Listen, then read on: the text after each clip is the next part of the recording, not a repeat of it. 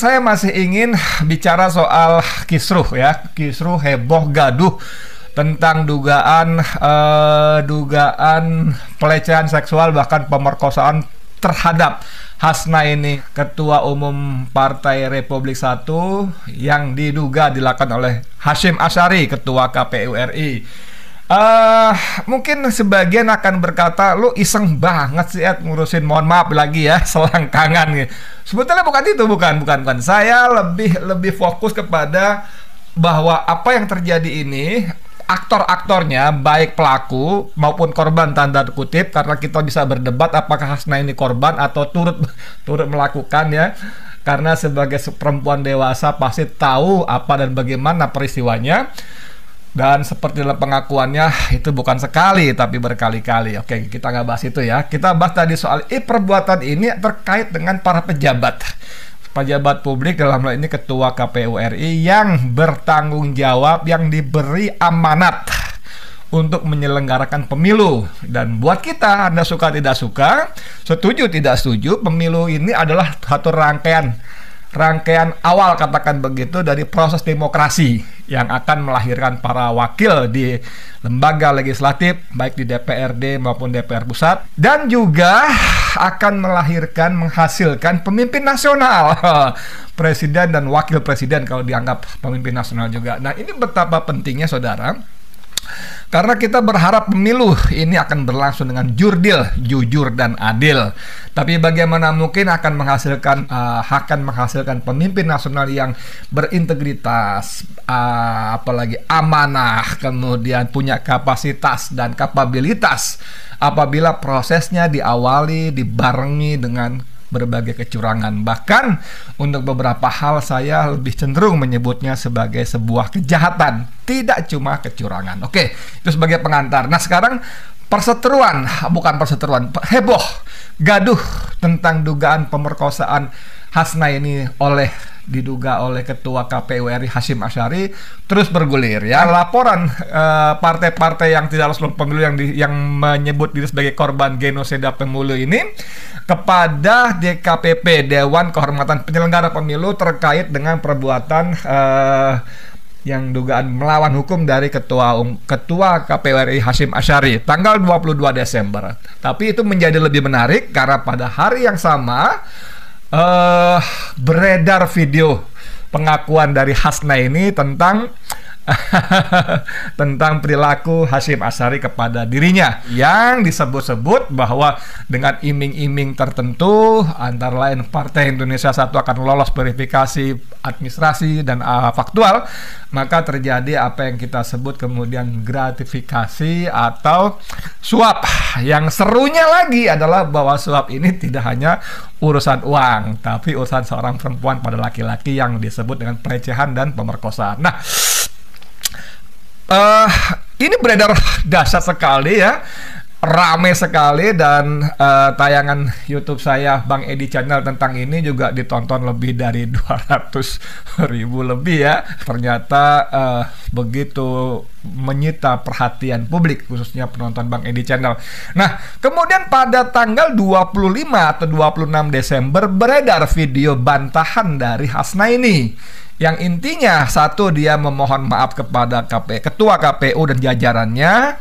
Kemudian dia membantah bahwa telah terjadi pelecehan, apalagi pemerkosaan terhadapnya oleh Hasyim Asyari.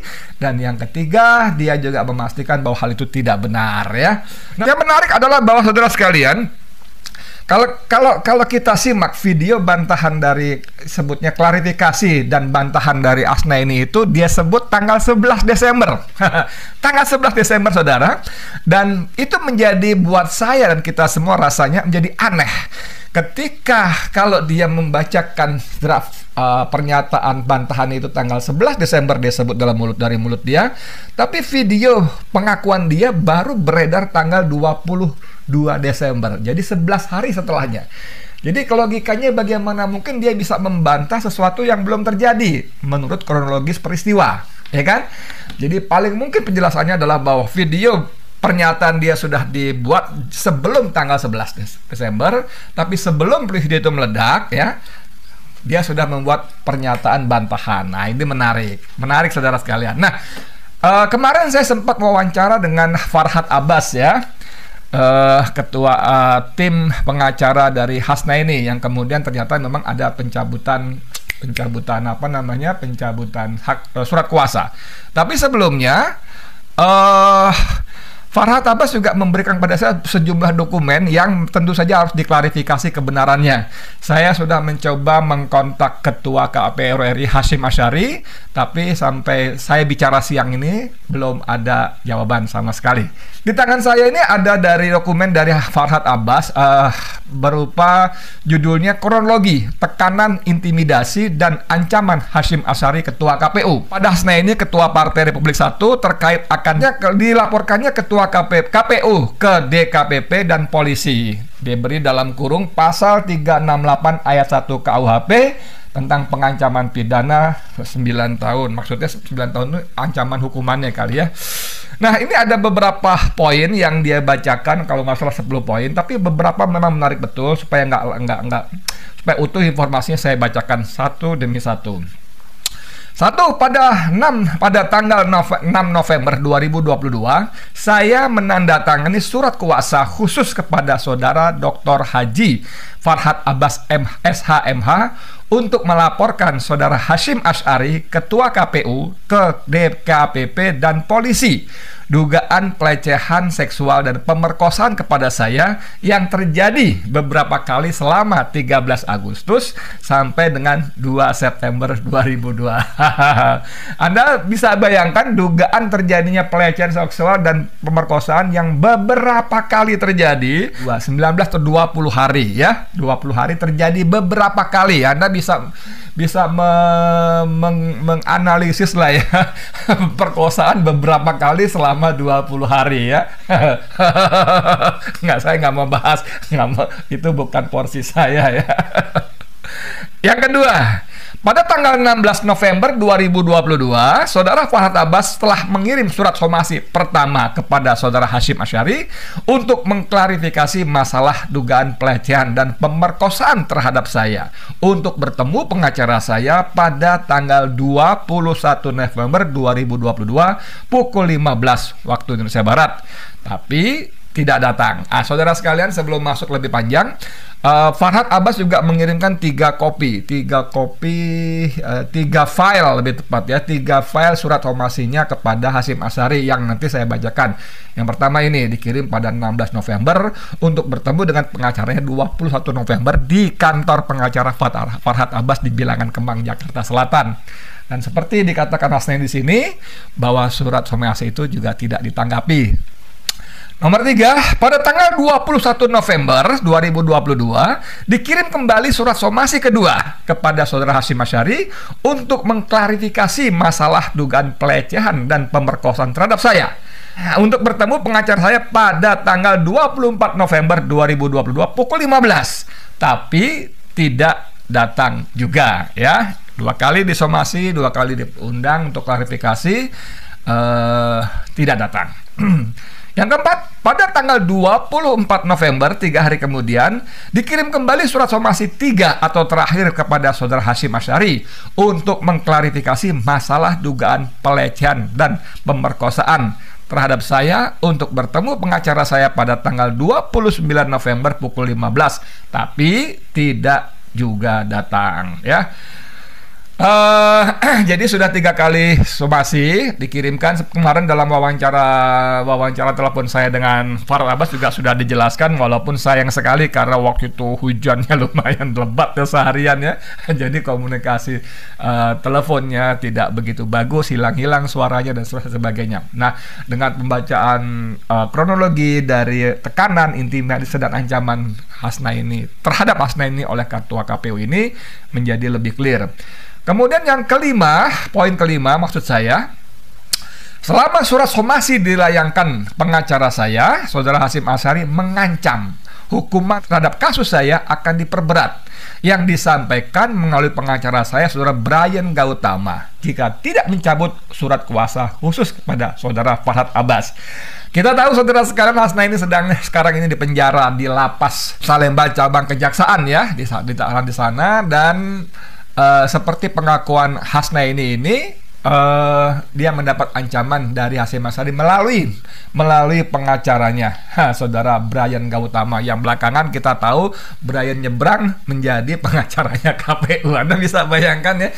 Saya merasa rada aneh. Saya nggak tahu kalau di dunia pengacara apakah hal ini lazim atau tidak. Tapi kalau buat saya, nih saya yang orang awam nih ya, ini si A dan si B berseteru ya. Si A dan si B berseteru, lalu pakai pengacara si X gitu ya.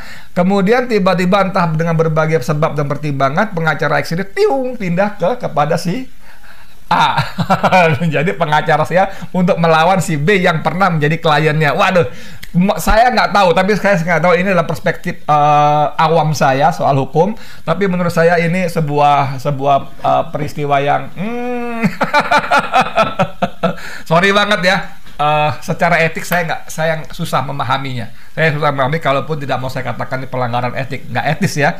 Tapi oke lah, gitu bukan bahasan kita kali ini. Jadi poin kelima ini tadi dikatakan bahwa selama proses somasi itu Hasyim Asy'ari sebagai orang yang disomasi bukannya menjawab somasi dari Farhad Abbas yang 3 kali itu, tapi menurut versi Hasna ini dia justru mengancam Hasna ini untuk mencabut surat kuasa kepada Farhad Abbas. Maka poin ke-6 disebutkan pada tanggal 21 November pukul 12.30 atas intimidasi, tekanan dan ancaman tersebut di atas, saya menandatangani surat pencabutan kuasa khusus kepada Farhad Abbas yang telah disiapkan saudara Brian Gautama dan disaksikan adik saya Erawati. Saya punya pernyataan Asnawati yang menyatakan mencabut kuasa khususnya kepada Farhad Abbas ya dalam tulisan tangan dan bermaterai. Tapi menurut pengakuan Hasna di sini bahwa pencabutan surat kuasa khusus pada Farhad Abbas ini dilakukan karena ada ancaman, intimidasi dan apa tadi istilahnya?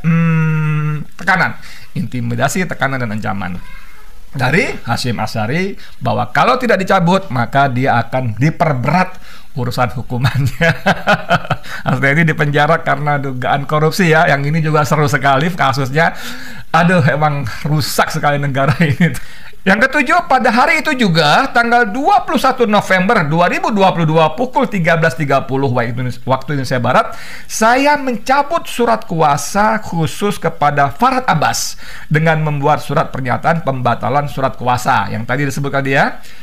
Saya ada tadi surat kuasa pencabutannya, maksudnya pernyataan pencabutan surat kuasa khusus pada Farhad Abbas yang ditulis Hasna ini dengan tulisan tangan ya. Yang ke-8, selama proses somasi, saudara Hasyim Asy'ari tidak datang dan akan dilaporkan ke DKPP dan kepolisian oleh pengacara saya, saudara Hasyim Asy'ari, dan Brian Gautama mengancam saya dengan memberitahukan bahwa hukuman kasus saya akan diperberat jika tetap akan melaporkan ke DKPP dan kepolisian. Tadi saya nggak ngerti gimana alurnya, gimana gimana ceritanya Hasyim Asy'ari, seperti kata Hasna ini dalam surat pernyataan ini, dia bisa mengancam orang. Ancaman itu kan mestinya ya lain kalau bluffing ya, asal ngomong aja ya, ngebluff aja ya. Tapi kalau orang mengancam dan ada di kepala orang diancam itu ada, oh iya ya, bahaya nih. Karena apa? Karena orang yang diancam merasa bahwa yang mengancam itu bisa merealisasikan ancamannya. Nah, ini persoalannya menurut saya yang aneh tadi. Bagaimana seorang ketua KPU bisa mempengaruhi proses hukum yang tengah dialami oleh Hasna ini dalam kasus dugaan korupsi itu? Apakah Hasyim Asy'ari punya koneksi kepada kejaksaan, kepada kepolisian, atau bahkan kepada pengadilan, khususnya hakim yang menangani perkaranya? Nggak ngerti saya. Nggak ngerti saya, tapi kok ada ancaman seperti itu, dan Hasna ini seperti dalam pengakuannya takut sehingga mencabut surat kuasa dan membatalkan rencana laporannya. Tapi apakah betul-betul dibatalkan? Nah, ini kita akan baca pada poinnya ke-9 ya. Pada tanggal 11 Desember sekitar pukul 16 WIB di Rutan Salemba Cabang Kejaksaan Agung RI, atas intimidasi dan tekanan dan ancaman tersebut di atas, saya dengan terpaksa membuat video dan menandatangani surat pernyataan klarifikasi tertanggal 18 November 2022 kepada Saudara Hasyim Asy'ari yang telah disiapkan oleh Saudara Hasyim Asy'ari dan Saudara Brian Gautama, serta teks yang harus dibacakan oleh saya untuk dibuat video oleh HP Saudara Brian Gautama. Setelah video selesai dibuat, Saudara Brian Gautama langsung mengirimkan kepada Saudara Hasyim Asy'ari, dan pada saat pembuatan video dan penandatangani surat pernyataan klarifikasi disaksikan Saudara Erawati, Saudara Firda, dan Saudara Rusdi. Saudara sekalian, ini poin 9-nya menjadi penting ya. Jadi penting, Hasnaini mengatakan dalam pernyataan ini atas dasar ancaman, tekanan, dan intimidasi dari Hasyim Asy'ari. Itulah pada 11 Desember seperti dibacakan itu, dia membuat video pernyataan klarifikasi sekaligus bantahan. Tapi dikatakan bahwa yang dibaca teksnya itu disiapkan oleh Hasyim Asy'ari dan pengacaranya Brian Gautama tadi. Saudara sekalian, coba simak bagian akhir video ini ya. Coba simak sebentar. Saya tanda tanganin secara sadar dan tidak sedang berada di bawah tekanan dan pihak manapun. Nah, ketika Hasnaini mengatakan membuat pernyataan tersebut di video tadi ya, dengan kesadaran sendiri tanpa tekanan dan paksaan ancaman dari pihak lain. Nah, ini menarik ya. Dari belakangnya, dinding apa saya nggak ngerti, tiba-tiba kena angin, jebret, dan Hasnaini sempat kaget ya. Saya sebetulnya nggak gitu ngeh juga, tapi ketika saya membaca komentar-komentar dalam video saya sebelumnya, ada penonton yang mengomentari ini. Ya, menurut dia ini semacam isyarat gitu ya. Ada sesuatu yang nggak beres, sehingga alam pun gitu ya, angin pun jebret, sehingga kaget di belakangnya dia. Kita bisa saja mengatakan itu kebetulan. Kebetulan tuh dia lagi ngomong ada angin jebret, kaget. Ya bisa juga memang kebetulan, tapi saya tidak percaya dengan kebetulan. Karena saya yakin, saya tahu, saya percaya sekali bahwa semua yang terjadi di dunia ini adalah atas kehendak dan sepengetahuan Allah SWT. Iya dong. Dalam ayat Quran bahkan tidak selembar daun pun jatuh kecuali atas sepengetahuan dari Allah SWT, atas kehendak Allah SWT. Iya dong. Dan kata orang Jawa, dilalahnya gitu ya, qadarullahnya, angin jebret di belakang itu pas Hasnaini mengucapkan tanpa ada tekanan, ancaman, intimidasi dari pihak manapun juga. Anda mau menerjemahkannya apa? Saya nggak tahu, terserah Anda. Tapi secara umum orang akan secara sederhana mengatakan ya itu semacam bantahan alam barangkali ya. Enggak gitu barangkali ya. Itu dia sedang diancam, dia sedang ditekan, dia sedang mengalami intimidasi untuk membacakan ini. Saya nggak tahu ini bisa benar bisa salah ya. Ketika dengan tanpa ancaman, tanpa tekanan, tanpa intimidasi, jebret, ada angin di belakangnya, dia kaget ya. Oke, itu kita tidak ingin berlama-lama di situ. Masuk poin 10 ya. Ke-10, pada tanggal 22 Desember 2022 ya, saya membuat dan menandatangani laporan ke DKPP dan surat kuasa kepada Saudara Dr. Haji Farhat Habas SHMH perihal melaporkan Saudara Hasyim Asy'ari pelanggaran kode etik. Demikian kronologi ini saya buat dengan sebenarnya tanpa ada tekanan atau paksaan dari pihak manapun. Jakarta, 26 Desember 2022 yang membuat Dr. Hajah Hasnaini SEMM. Saudara sekalian, ini menarik sekali ya. Pertama, dia ketika pada poin-poin sebelumnya tadi, dia mengatakan ada ancaman, ada tekanan, ada intimidasi untuk mencabut laporan khusus kepada Saudara Farhat Abbas. Satu, ada ancaman, ada tekanan, ada intimidasi kepada Hasnaini oleh Hasyim Asy'ari untuk tidak melaporkan masalah ini ke DKPP dan polisi. Kalau tidak, maka kasus korupsi yang menjerat Hasnaini akan diperberat. Kan gitu kan? Dan dia setuju membawa pernyataan, tapi tanggal 22 Desember faktanya seperti disebut tadi, justru Hasnaini menandatangani surat laporan ke DKPP dan surat kuasa kepada Farhat Abbas. Ini kan menarik sekali, saudara. Bagaimana seorang perempuan membuat beberapa pernyataan yang saling bukan cuma berbeda tapi bertabrakan satu dan lainnya secara kronologis acara. Tapi di akhir 22 Desember dia tetap membuat surat pernyataan laporan kepada DKPP dan surat kuasa kepada Farhad Abbas, ya kan? Menarik sekali, saudara sekalian yang saya hormati ya. Nah, saudara sekalian, menarik sekali. Jadi apa sesungguhnya terjadi? Cuman buat kita sebagai orang awam hukum, saya awam hukum ya, mungkin penonton Bang Edi Channel ada yang paham atau bahkan praktisi hukum.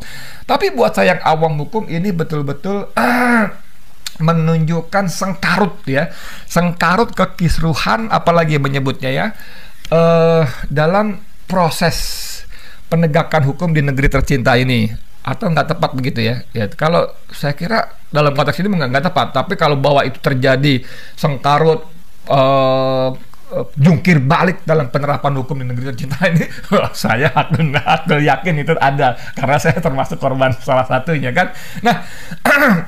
Saya katakan tadi saya mencoba menghubungi Hasyim Asy'ari untuk mengklarifikasi, meminta penjelasan terhadap terhadap surat pernyataan yang disebutnya tadi di awal tadi, kronologi tekanan, intimidasi dan ancaman Hasyim Asy'ari Ketua KPU kepada Hasnaini Ketua Partai Republik 1 terkait akan dilaporkannya Ketua KPU ke DKPP, Dewan Kehormatan Penyelenggara Pemilu, dan polisi. Tentu kita harus konfirmasi kan, namanya juga cover both side kan ya. Kalau tidak namanya menghakimi, tapi sudah diupayakan cuman belum ada tanggapan, belum ada respon sama sekali. Tapi menurut saya ini seru sekali, saudara sekali. Sekali lagi kalau saya mengulik peristiwa ini sampai 3 video kali ini, saya sorry banget tidak menjadikan peristiwa dugaan pemerkosaan dan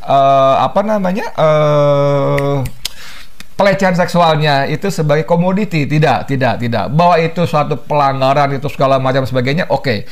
Tapi saya ingin lebih fokus kepada ini sebagai bagian dari sebuah perilaku, upaya menciderai, mencurangi, bahkan kejahatan dalam pemilu. Kalau ini benar ya, tentu saya kalau ini benar. Bahkan koran Tempo, saya ulang berkali-kali, orang Tempo mengatakan jika informasi ini benar, betapa bejatnya KPU. Anda koran sekelas Tempo ya, yang bukan medsos biasa kan. Kalau kita di warga net ya, netizen ya bisa-bisa aja ngomong seenaknya dalam Twitter kita. Bejat, apa yang lebih buruk lagi ke kosakatanya, diksinya ya. Tapi Tempo menggunakan diksi bejat ini menunjukkan saya sependapat dengan Tempo, ini sudah keterlaluan sekali. Dan bagaimana tadi saya katakan bisa menghasilkan para pemimpin atau wakil rakyat yang punya integritas ya, amanah, tidak khianat, kalau dimulai dibarengi dengan proses-proses kecurangan dan kejahatan pemilu semacam ini. Kita menunggu berikutnya seperti apa, dan faktanya bahwa DKPP sudah menerima laporan, tinggal saya cuma sampai hari ini belum mendengar, mungkin saya kelewat respon dan sikap DKPP terhadap laporan dugaan etik dan pelanggaran yang dilakukan oleh Ketua KPU Hasyim Asy'ari. Kalau kita baca di grup-grup WA segala macam, dia memang atas rekomendasi seseorang tertentu, orang sangat kuat di negeri ini. Benar enggaknya? Itu dia, saya tadinya juga mau klarifikasi kepada yang bersangkutan. Saudara sekalian, itu yang terjadi. Paling tidak menurut versi Hasnaini, benar tidaknya kita harus klarifikasi lagi, verifikasi lagi, dan mudah-mudahan Hasyim Asy'ari akan memberikan klarifikasinya. Dari saya, Edi Mulyadi, untuk FNN. Wassalamualaikum warahmatullahi wabarakatuh.